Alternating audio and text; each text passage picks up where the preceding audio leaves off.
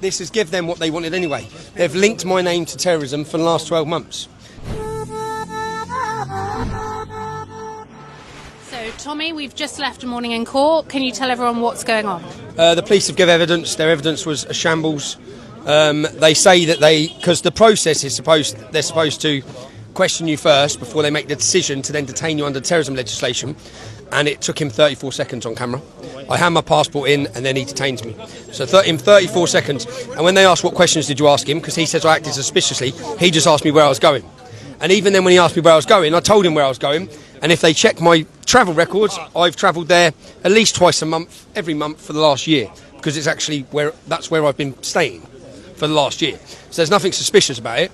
But he said he recognised me as I was coming up in my car.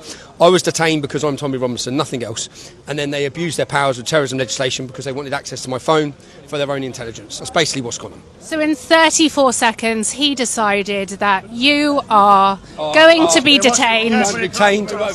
Going to be detained because of preparation and acts and instigation of terrorism acts, which is just insane. Yeah? And then when questioned, but then he says in a 40-minute period, then when I was held, before I was taken into the room, they done further checks, further contact partner agencies around the country, and nothing come back. But none of this was in his statement, by the way. He omitted everything from his statement. So nothing he put in his statement. So they didn't say they questioned anyone else, because if they did say they questioned anyone else, which he had to say on oath, it showed that all the other partner agencies, nothing come back that could direct them towards me being a terrorist, because there's nothing that directs them towards me being a terrorist. So yeah, he had to ask for a break. He looked like he was about to faint.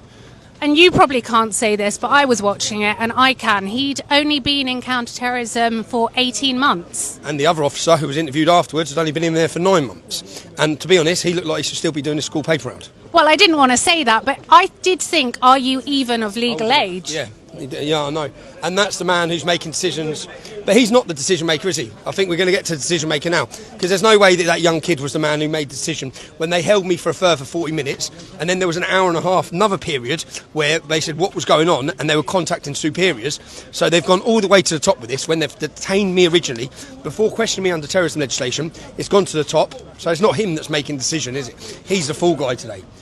But today what we're seeing is, I am Tommy Robinson, they are Tommy Robinson. This is an attack on all of us, because if they can do this to you, they can do it to any of us. They already have. They've done it to Paul Golding. He's already been prosecuted and convicted under this legislation when they know he's not a terrorist. Yeah, they already have.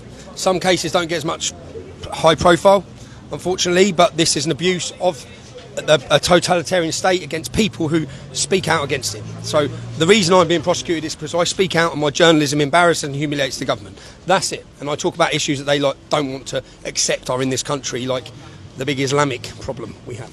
And you are a proper journalist, unlike those that are working to produce propaganda for the likes of Richard Murdoch, because you can't be controlled. Let's see what they say today, hey? Let's see what happens today. But the mainstream media, look, this has given them what they wanted anyway. They've linked my name to terrorism for the last 12 months. The headlines are all Tommy Robinson, terrorism charge. Anyone who just reads the media, believes I'm involved in terrorism, believes these things. So they've already got what they want. Let's see. And if I'm acquitted today, I guess there'll be a little 2 lines in their newspapers. Oh yeah, left page, 2 lines, blink and you miss it. And they'll make it look like it was a technicality, like they always do. And how are you feeling? Are you feeling positive about things? Well, after listening to that, there's no way I can get convicted, but then that doesn't really usually matter. I've sat in cases before where there's no evidence, I prove everything, and I still get found and convicted. So I don't know. Let's hope so. Well, there's a lot of support for Tommy outside the courtroom, and there's been over 3 million patriots at Unite the Kingdom, so nothing can stop the movement of truth and transparency.